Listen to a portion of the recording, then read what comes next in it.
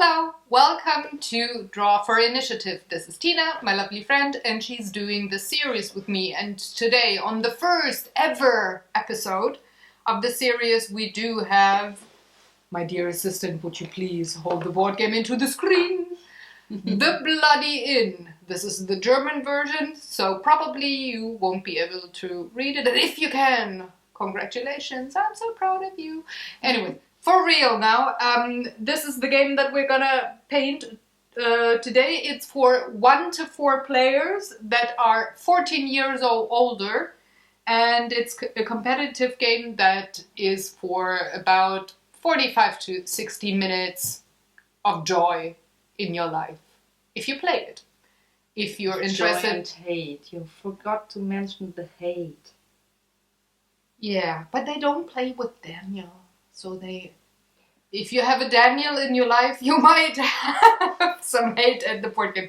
No, just kidding. Anyways, if you're interested how this game plays, watch the Gamers Couch episode of it. It's linked in the iCards up above, right about now. And we are going to draw some paintings and see you in a second. So there we are, the first ever. I'm so excited for this. Yeah, it was actually really fun to see you paint.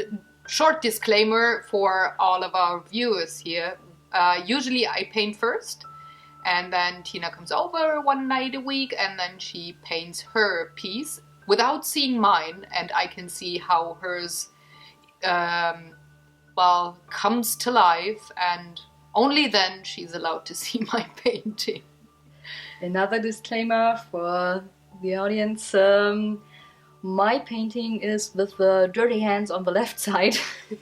Yeah, you can always distinguish the two of us. I'm drawing left-handed and you're drawing right-handed, which looks really funny on the screen right now because our hands, hold the same pencil but in a total different way. Yeah, we did that in sync. Yeah, of course, we sit on the same spot. We do. It's actually kind of funny to see that we start out quite similar, like just on the technical part here, going in with a sketch, then doing the next thing and the next thing in the same, process there. So it's actually kind of funny. Yeah, but I needed to get used to the way you have to work with watercolors and ink. I can imagine. Because to me it feels like drawing the painting from backwards to forward. Yes, it's the other way around than with acrylics, what you're used to. Yeah, that's true. And you can't layer like you can with acrylics. But yeah, and if I mess up, I mess up royally. Yeah, but, it's just a process of learning, pretty much. And also another thing that I, chuckled a bit, but then again, I knew it. You have a way smaller surface than I have. I'm always saying I like to have the big drawings and not really worrying about detail, and you're like having so many tiny details in there. It's amazing. Yeah, a mentor of mine once called me a miniature painter. Yeah, you kind of are. Because I want to set everything right and perfectly, and I really mind those details. And not with the sketch. I do that maybe a bit more with the color, but not with the sketch. Not at all. Just the rough outlines and I'm done. I want to get to the color and the liquid, pretty much. Well, I really just want to enjoy the color, and at this point, when drawing, I don't want to mind the details anymore. So I do that. Oh, you want to have that out of the way. Yeah. Ooh, that's kind of interesting too. So we can see that you're already on the next step. I'm already inking. Yeah. But I have way less people and stuff on the page. I just have 2 major people there. There's gonna be a third one in the background, but of course that takes way less time to sketch out. Yeah. And again, you're sketching very detailed. You put so much in there that you just, quote unquote, just have to ink or color later. And I do that while I color. I don't plan these things usually. Just go for the broad the outlines and then color. I want to have color. So, yeah. Yeah, but probably this will get better with time. Because I have to get used to how the watercolor works out. We can already tease. We have a few videos shot already, and you can see that it's kind of different depending on what kind of painting we have. It also depends on the size that we use with papers. With some, you're way more loose than with this one, and with others, I'm way less loose than I am with this one. So I think it also depends on the scene that we're painting, not only on getting used to the supply, which is also another thing. But I challenged you. You challenged me first. See? I had to challenge you back. Yeah, sure. It had to be the hardest medium possible. Yes. Well, I think it was not only me being, I'm going to poke you back now and challenge you to do watercolors and ink, but I think this medium actually makes it easier for us when it comes to creating different styles throughout this series. So the longer we go on with this series, the more you will see that you can have very different styles and very different kinds of paintings with the same supply. And I think we would have been kind of limited with other material, like, I don't know, pastels or something. I fully trust your choice there. Yeah, otherwise you can blame it on me. It's fine. It's fine either way. Yeah, I'm gonna win that. Yeah. I, by the way, had my first screw up there on the skirt. The black line underneath the skirt got a bit too big, and then I had to paint in way more black than I actually wanted to. But yeah, that happened.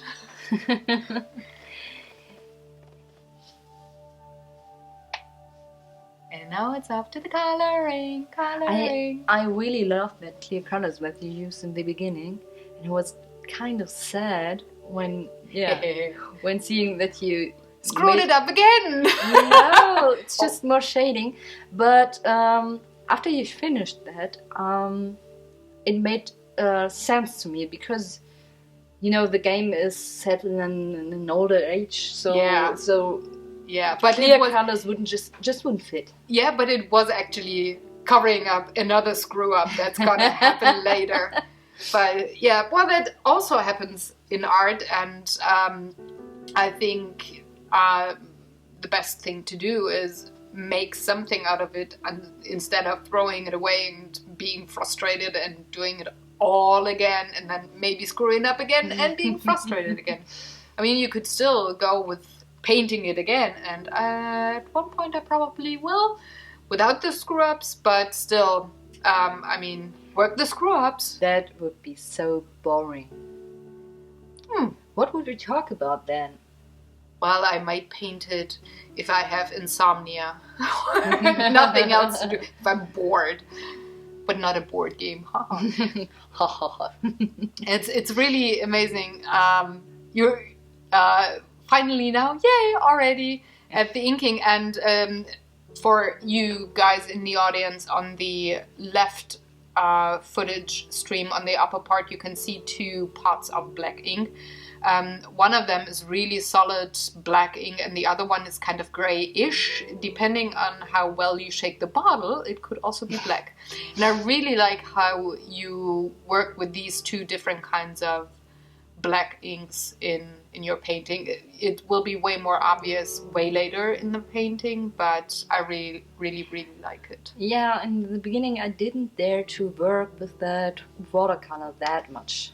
Yeah, you only stayed with ink.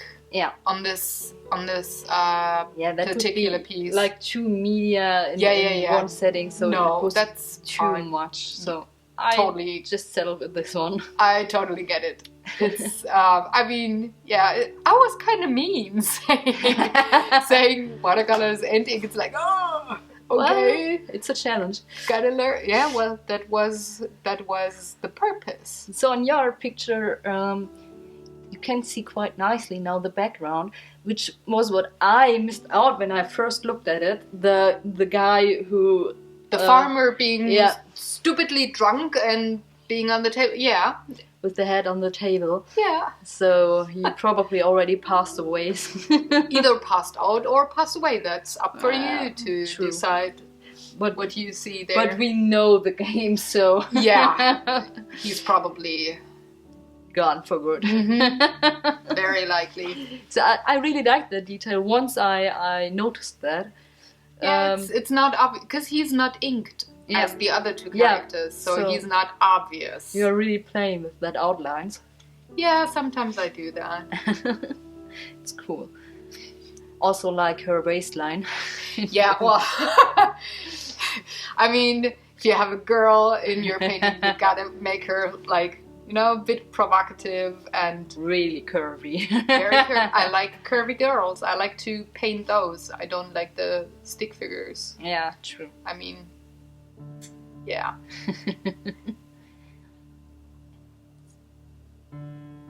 Those shadows were kind of nice.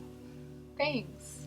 I really like working more with the watercolor than the ink. I realized over a couple of videos editing those right now. I noticed that too, and this obvious. Yeah, it is, and it makes it more interesting to me, you know, to get to that point where I can like really challenge you on that field. Oh yeah, it's about a week away. Yeah. You're in one of the future paintings, you were already there. It's like, wow, you learned so fast. Thank you. It's been 4 weeks that we've been producing these paintings now in prep work, and it's really amazing. So, you're having color in your painting. You got it's fully colored. Yeah, and I'm like, okay, I have so much red ink right now, and I can't put it back, so what to do with it? So I put it just like everywhere. I think it fits. The bloody ink. Go figure, everything's bloody in that pen.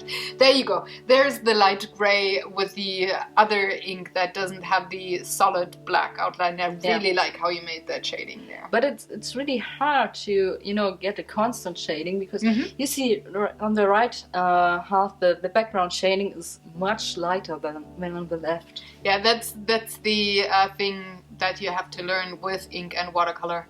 Adding water and be very brave and not feeling like you can't control the medium. That's actually what I think is the most difficult kind of thing about this media. You lose control quite a bit. Yeah. That's quite different for me, because I'm really used to having like full control and being able to correct everything and having it set right. And there's the screw up on my painting. Yeah, it was screw up number 2. Yeah, paper was too damp. Though blotting the color away, I still had to go really dark and make something else. There, maybe the last look of the dying person, which gives me the chance to get up to you. Yeah, I only wanted a tiny bit of black, but I had to darken it quite a bit. But then again, I mean, it's for enjoyment. Yeah. And I think it's through the eyes of somebody just passing away. Yeah. So. That's really fitting. It's a reason. Oh yeah. No. Yeah, you're just adding a bit more shading there, and shadows everywhere. Yay! Yeah, and then you're almost done. I really like what's happening on your table there, like all the tiny details and gimmicks. It's really awesome when you see the painting in real life and you can get really close to the details and stare at them for minutes. It's you can always find something new. Well, I like the guy under the table best. Yes, yes. And I like the hair of the old dude that on top of him on the right that has the feet on his head. I really like him. He has awesome hair. Or not hair. It's, yeah, nicely done. Yeah, he is a great stylist. He's very modern. Hipster. Hipster and no, he 1600 has no beard. He has no beard. True. Yeah, but I really liked it, and I think the game was perfect as a kick-off for our painting session, just for for you feeling comfortable enough to try new media and come up with something. Yeah, so, you made a good decision there. So. Well, I didn't really decide. The list decided for us. Yeah, I can't really remember how we got the order together. I don't know. It's it's just one surprise for us. It's one of our moments that we once in a while have. Mm-hmm. Like every 5 minutes. Psst! Don't tell them. Guys, I'm telling her my sister from another mister, so you can kind of anticipate what I mean. Hold on right there. I see you cheating there. It's ink in that pencil. It's ink. So yeah, we said ink and watercolor. I really need to remember that. I'm gonna draw a whole painting with just those. There's a whole shelf just with watercolor and ink. So I even guys, for this to work, I rearranged my whole studio so that she has her own spot at the desk and has a spot there. And I rearranged all my media so that everything is put together from a certain kind of supply. And then she doesn't realize it. So, yeah. Mm-hmm. So this was our first painting thing. So what do you think? Which one do you like? Leave it in the comments below. Let us know. You can also watch for new games. And if you feel like giving this video a thumbs up or sharing it with your friends or maybe subscribing to the channel, that would be awesome. We'd very much appreciate that. Indeed, we would. Yes, and we're going to see you next Wednesday at 9 a.m. CET on this channel with a new game and a new set of art pieces. So enjoy, have a great day, and thanks for watching. Bye! Bye-bye!